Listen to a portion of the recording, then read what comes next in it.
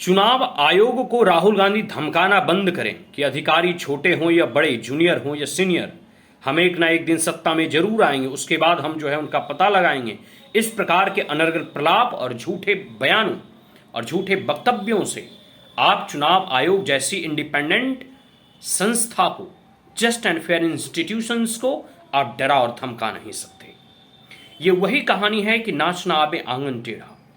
लगातार आप चुनाव हार रहे हैं, इसलिए आप बौखला गए हैं। सत्ता से दूरी रहने के बाद आप जो है इस प्रकार से मिमियाने और बड़बड़ाने लगे हैं, जैसे लग रहा हो कि सत्ता से दूर हटने के बाद जो है जिस प्रकार से पानी से मछली को निकाल दिया जाता है तो मछली तड़पने लगती है, ठीक उसी प्रकार राहुल गांधी अभी तड़प रहे हैं। यह वही चुनाव आयोग है जो 2004 से लेकर 2014 तक चुनाव कंडक्ट कराए थे। यही चुनाव आयोग है जो 1950 से, जब से संविधान लागू हुआ है, अब तक चुनाव कंडक्ट कराते आ रही है।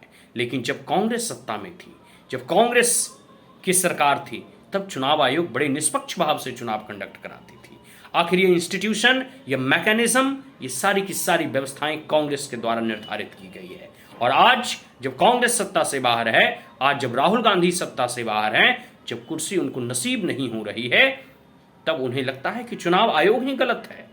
अगर चुनाव आयोग जैसे संस्था, और खास करके भारतीय चुनाव आयोग जैसे संस्था, आपको लगता है कि निष्पक्ष भाव से चुनाव कंडक्ट नहीं करा रही है, तो ऐसे कुछ साक्ष्य जो आपने फेक और फर्जी वोटर का आपने पूरा का पूरा जो है ये प्रोजेक्टर और प्रोजेक्टाइल पे दिखाया है, वो सब सारे साक्ष्य आप अपने साइन करके चुनाव आयोग के पास और समक्ष प्रस्तुत करें। आप वही साक्ष्य को सुप्रीम कोर्ट में दें। अगर कहीं भी किसी भी प्रकार का धांधली हुआ तो न्यायालय इस पर न्याय करेगी। लेकिन इस प्रकार के झूठे आरोप लगाने से कोई लाभ नहीं होगा। जनता इससे आपको वोट नहीं दे देगी। और एक बात आप मानकर चलिए, ये सब सारे फेक वोटर और फर्जी वोटर के लिए चुनाव आयोग पूरे देश में इस प्रकार के ड्राइव चलाए जा रहे हैं। सबका वोटर आई कार्ड अब आधार से लिंक किया जा रहा है। और इतना ही नहीं, आप समय की प्रतीक्षा करें। आपने जो ये झूठे लालछन लगाए हैं ना, ये साक्ष्य के साथ अगर आप प्रस्तुत कर दिए, तब जान जाएंगे सही मायनों में आप लीडर हैं। लेकिन आपकी औकात नहीं है कि इसमें साइन करके, हस्ताक्षर करके आप ये सब सारे साक्ष्य चुनाव आयोग के पास पेश करें। क्योंकि ये सब सारे साक्ष्य जो आपने प्रोजेक्टाइल पे दिखाया है, ये अपने आप में फर्जी है।